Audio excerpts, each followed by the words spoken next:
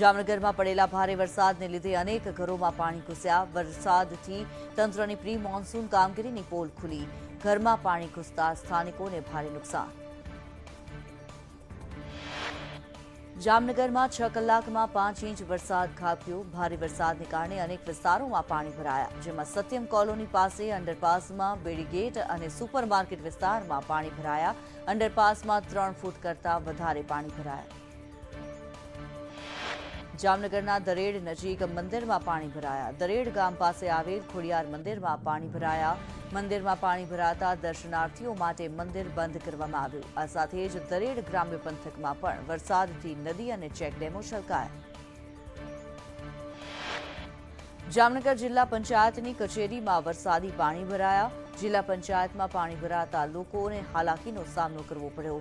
વરસાદી પાણીને લઈ પ્રી મોન્સૂનની કામગીરીની પોલ ખુલી।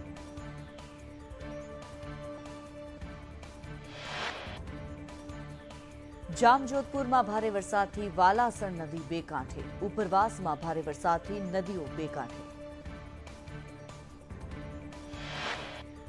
જામજોધપુર તાલુકામાં સાર્વત્રિક વરસાદ। શેઠ વડાળા, કોટડા, બાવીસી, માંડાસણ સહિતના આસપાસના ગામમાં વરસાદ। રોડ રસ્તાઓ પર પાણી ફરી વળ્યા।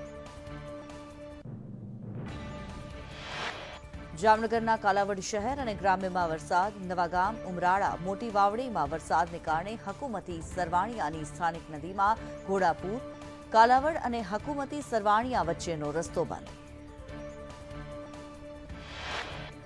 જામનગરના લાખોટા તળાવની દિવાલ ધરાશાયી। લાખોટા તળાવના ગેટ નંબર 6 પાસે દિવાલ સાથે ગ્રીલ પણ ધરાશાયી થઈ તૂટી। જેતપુરમાં 5 દિવસથી અવિરત વરસાદ। ભારે વરસાદને લઈ નીચાણવાળા વિસ્તારોમાં પાણી ભરાયા। પાણી ભરાતા વાહન ચાલકોને ભારે હાલાકી।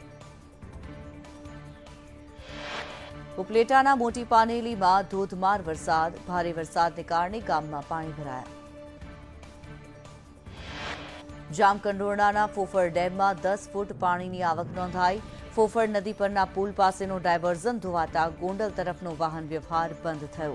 ઉતાવળી નદીનું પાણી નદી કાંઠાના વિસ્તારમાં ફરી વળ્યું।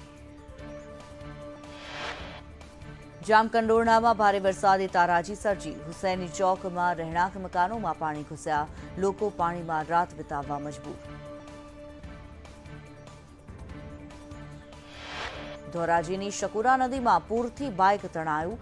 બાઇક ચાલકને બચાવી લેવાયો। ઉપરવાસમાં ભારે વરસાદથી શકુરા નદી ઓવરફ્લો।